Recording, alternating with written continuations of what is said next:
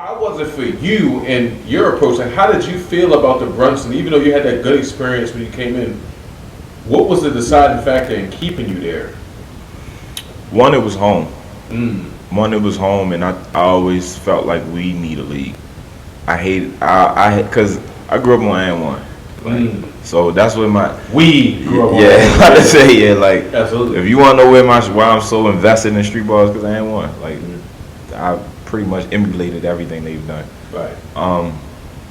But yeah, I always felt like Baltimore should have a league. Cause I used to tell people, I was like, we got the best hoopers. Like, we're a small city, but you come here, you're gonna have to hoop. And the fact that you said, you know, YGD was all them in there giving y'all hell, only because that's Baltimore basketball. That's Baltimore basketball. And I used to tell people about the Brunson. I'm like, if you go to a Baltimore high school game, just imagine it with adults. That's basically what the Brunson is. Real shit, unfiltered. Unfiltered. Because the same shit you hear at the Brunson, you're going to hear at a high school game. It was home. It's home. You know, I seen what Goodman was, and I seen, you know, what Miles did with the Goodman. And, like, I still think the Goodman's one of the best pro-ams in the country, me personally. What Miles did down there, for it to be smack in one of the worst ghetto or worst projects in the country. And every time I went down there, it's never been nothing. You know, it's always been love. It's like a big ass cookout. So just being down there, that's why I would love for the Brunson to be outside, just for like a week. I know y'all don't want to play outside. Yeah, y'all niggas. Rich niggas. I know y'all don't want to play outside. But nah, it was just the energy that I felt down Goodman. It was like, yo, we need this home. And you know, talking to Sean and just listening to Sean and his video. Like, Sean told me, you know, that California trip, Sean told me about that years ago, like when I first met him. Yeah. So it was like, to see him get it done, it was like, bro, I'm proud of you. I'm happy for you. He was talking about all this shit. Yeah, you feel me? He been wanting to do that. Like, that wasn't just something that just came up. So, like, listening to him and hearing him tell me his vision, I'm like, all right, bro, well, I got this camera. That's all you need. Yeah. You got the hoopers. People just don't know this where the hoopers at. Cause that's the first thing that came to mind. I was like, oh, you got hoopers. People just don't know they in here. Once they knew they was in there, look what happened. It was on. You know, by that year we went up actually when what Will said. Will ignited the fire. Will Bart? Yeah, Will ignited the fire after Dev got killed, and he said he was gonna play. Yeah. When Will said he was gonna play, that's when I knew. I was like, oh yeah, venues changed. We about to have fun this summer. I knew what it was. I in my head, I already knew what it was about to turn into. Did you know Will before that? Nope. Okay. Nope. I never met Will before that. So yeah, once he said that, that's when I knew, like, it's about to be crazy next summer. Because I already knew what I was going to do, you know, just as from a camera standpoint. And that's why I used to be in there all day. It was just, for me, it was like community service. Yeah. You know, I felt like I was giving back to the city in a sense. Because I was helping provide something that gave everybody something to do. Bro, that's like, you know, I never, that one game, what was that? It was a game where Will and Stan was supposed to play. And the floor was up. Yeah. And I remember, like, doing the little walk around that I do, and I'm like, yo, that's crazy. A year ago, I walked into a middle school and there was nobody in here. Now it's people out the door. Like, it's nowhere, it's no sideline. Like, everybody is in here. Mind you, it's only one NBA player on the court. It's only one NBA player on the court. Drew League, I've done Drew League, I've done Dykeman, I've done all the top leagues. I've been there, I've done them. Them guys, they got NBA. It's at least 2 or 3 of them on the court, or per team. Especially Drew League. Drew League is sickening with it. But for me to see that in Baltimore, we only got one. It just proved my theory of, like, yo, this city cares about basketball. It doesn't matter who's on the court. It matters, but it really doesn't. If you can provide these people good basketball, they're gonna come out. Motherfucker, right? Yeah, like, you know. So that's what it was for me. Like, walking in, seeing Omar and Tion, talking to Sean, and then, you know, Will saying he was gonna play. That's when I was all in. I was invested at that point. So. That's what's up, man. Damn, bro. But now. No, hold on. Ain't no now. I'm semi-retired. No, ain't no now. We're going to get there. That was a lot of basketball you covered. A lot. 2015, 16. A lot. 17. And I was still covering football. Now, this is why I'm going to ask you. Basketball's never has been since we've been having this conversation, we haven't been talking about too much basketball. From your personal perspective, it's been football, it's been lacrosse. What was it about basketball that was like... All my friends hoop. I was the only one that really played football. Like that wanted to. I'll say I was the only one that wanted to play like football. We all played everything, but organized. All my friends hoop. Like my closest friends, all of them hoop. Like it's probably like 2 that didn't play basketball. So it was easy. It was something that you always seen, but it wasn't something that was like one of your passions. My only reason why I didn't really care too much to play organized basketball is because it wasn't physical enough. Okay. Like I liked football. What got me into football is the contact. I was like, oh, I like this. Right. Like what got me into lacrosse? Contact. Yeah. Like I need something where we can hit each other. All that. Keep your distance. Keep your hands off. I don't like that. That's not my thing. You gotta put your hands like that's not my thing. So that's why I never played organized basketball. I just always loved the game though. Like I love the artistry of the game. Like, I feel you. So totally. I mean, it makes sense now having this interview, but I would have never imagined. See, like I look at it from a different perspective. It's like because the main content that I see from you per se is basketball percentage wise. Me overlooking and seeing you dive into football, dive into lacrosse, dive into women's soccer, dive into these different things. Like I know what you're doing, bro. I see you. I know what it is. But I just wanted to find a derivative. Like, what was it about the basketball thing that made you want to step? Or was it just that? And it was easy. It was easy. Okay. It was easy access. It was presented at the time. Yeah, it was. It didn't take nothing to get to basketball stars. How it is for football. You gotta think. It's no spring football. I mean, it is, but it's not really. Like it's no AAU. You know, for football. Exactly. Okay. It's no EYBL. Okay. Yeah. It's no summer league. It's 7-on-7. That shit's in August. Season starts in. You feel me? You got a window for football. Basketball is all around, and basketball is universal. Yeah. You know, basketball is a way more universal game than football. I think basketball it's definitely obviously on universal, but as far as we're concerned, if you had to ask somebody in Baltimore, specifically Baltimore, I would say that basketball is more popular than football. Every time, and we spoke about this before, and I said this before, we go to these games and not to put them in the spotlight or whatever. We go to our games, we go to these parks, we go to these gyms.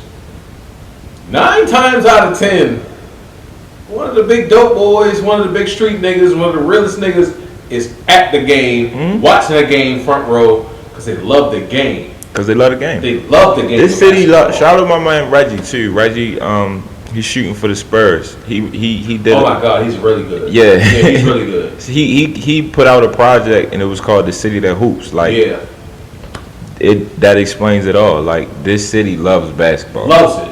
Like I said, it doesn't matter who's on the court. Facts. As long as it's good basketball, we're gonna watch. Yeah. We're gonna come out. But Baltimore's probably one of the only cities that I've been to where the hecklers are saying something that actually makes sense. For sure. They're not just talking shit to you. No, for sure. Like they're talking shit, but at the same time, you gotta sit and think like, he kind of right though. Even the women. Compared to a New York. Yeah, and I think that's why New Yorkers have a certain respect for Baltimore players. You notice New Yorkers don't come down here that much to play. New Yorkers, I mean, all of the prominent cities talk about Baltimore and Maryland basketball very respectful. Yeah, they'll go to DC, but they don't really go to Baltimore. Like Philly, Philly gonna come. Philly will accept us too. Yeah, Philly will come. They want the same though. They like us. Yeah. Like Jersey, seeing how much Jersey was starting to come down, that was cool. But yeah, you don't see too many people come. Fact. You don't see too many people come, but it's a shame because it's like, bro, this is a great basketball. They adore the game. Like people in Baltimore really adore the game. They love the game. Yeah, like, from a fundamental standpoint and all that shit. Like I said, you gonna hear shit talking in the way that's like, man, that makes sense though. Yeah. Stop talking. Like Gerald. Like think about how Gerald used to heckle people. He will heckle you, but it's real shit. It's what he's saying is like, he not saying nothing dumb, but it'd be funny as shit. So you caught up in the comedy of it, but it would be plenty of times where I would go back and watch footage, and Gerald would say, I'm like, damn, that was some real shit he just said. So you get that with it. But yeah, this city love basketball, and it's a shame that people don't really know that. Yeah. But when you go out, like when you talk to like coaches and like Seth Greenberg, when I interviewed him for Malcolm documentary, he loves Baltimore. Like he had so many great things to say about Baltimore. And who else?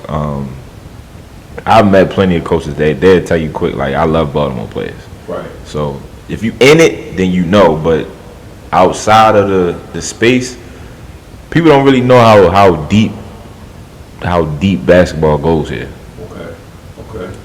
So you started early in the Brunson League covering it, and you've been covering it up till this point. You took a couple of years off.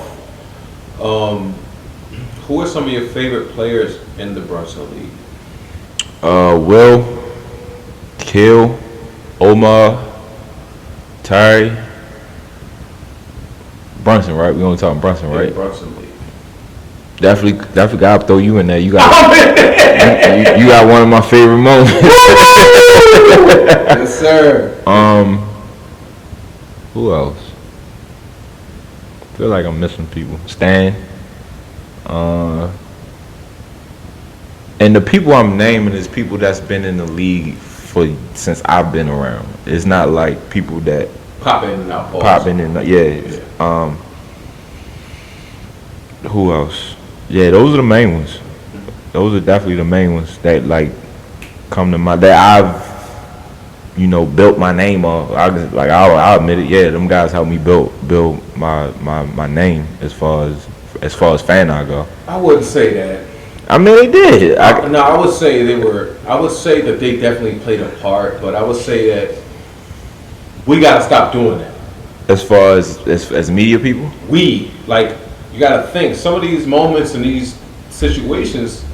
Okay, yeah, they could be on somebody's mind, but if you capture it in a certain way and you encapsulate it in a certain way, I think that's what made me different. Okay. I think that's what separated me. That's all I'm trying to do. I'm trying to get you a little cocky. Yeah, That's all I'm trying to do. If that's what you're looking for, yes. What separated me is the moments I was catching. It wasn't necessarily me just filming. I wasn't scared. Like, you did it different. Yeah, I did it different. Like, I wasn't scared to challenge you. Like, no, I don't hoop. I will not hoop. You will beat me. But at the end of the day, he's busting your ass. And like I told you, or why don't you come out here and play? And beyond that, and that's all true.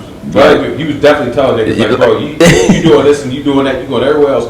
And I'm gonna talk about that in a minute. But from a journalistic perspective, from a technical perspective, bro, you were one of the first people that I seen in the Baltimore basketball perspective walk on that court with it. Like, we know.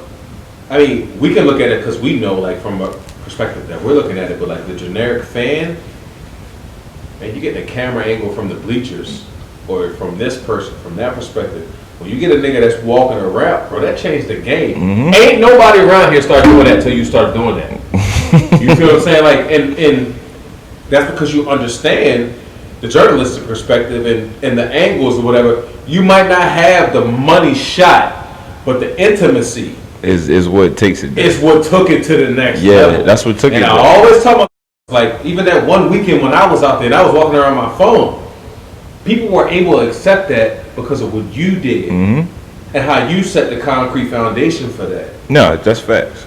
Man, that was something different. That was facts. Like I said, I got it from Wings. I will not sit here and say, like, yeah, I just came. No, I seen him do it, but the way he was doing it, I I was like, I could do it a little bit better. That's how I go. You know, because Wings would basically stand half court on the sideline, so he would like as they go down, he can turn. I got you. It makes his transition shot a lot easier. Whether he's on the stand or he's freelancing, you could just literally turn from side to side. Right. He's on the court though. He giving you that angle. He giving you that intimacy, but he did it in a way where he wasn't in the way. Yeah. I'm like, I will challenge myself to one, not get in the way, get the shot, and still be in there. Like I walk in the middle of the court. Exactly. A lot of people, and I used to like hustle a lot. I used to tell a lot of them like, "Yo, go on there, go out there," and they be like, "Nah, bro, like I don't even want to get in the way. I don't want to get hit. Don't get hit. Don't get hit. Don't get hit. Like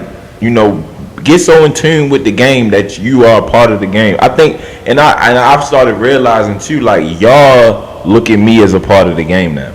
Absolutely. Like y'all know where I am. Absolutely. Y'all look for me, like, and not in a way that I'm trying to like make myself a part of the game, but I feel like now, I am a part of the game. like if I'm on the court, this must be a good game. This must be important. You have to think about it from this perspective. Like everybody doesn't get the professional chance. No. When you're a professional, bro, you notice like I noticed from covering media, like when they go to that side of the court. Man, this whole other half of the court that they're not panning in on the camera, there's people on the side of the court. Yeah. Like, there is always people there, whether it's people cleaning the bench or walking out and getting a little bit of whatever, and coming back before the shit pan out. National TV don't see that. No, they don't. And you took, and I always say this, I told Trey this, like, he took the perspective of the color commentator and the person that's doing the video and put it in one and walked on that floor and just took it over. Yeah, and like shout out to Sean, yo. He gave me the green light. Facts. Because I told Sean that on my phone. Yo, it's funny shit. That weekend, that weekend that I had my phone out and I was all over the court at Brunson, bro, we had one out me that weekend. It was a very big win, so I came there. Already let it. And Shay and them was at the table and they was doing anything on the shots and shit. Bro, I said, Sean, yo, Derek and all them was there. I'm like, bro, let me get out here and get some footage. Man, go ahead.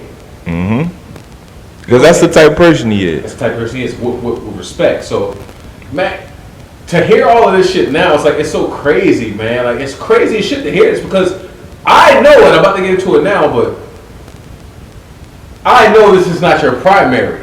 Nah. At all. So we had that situation. We get to the Brunson League and we go to UA House. We had BCCC. I think you were still there for the BCCC season. I was in Cali. You was in, okay. So I was flying back and forth. So the UA, damn. I was flying back and forth. Okay, so UA season, you was there the whole time. You go to California. Talk about your California experience and when you went back and why you maybe went back and how that experience.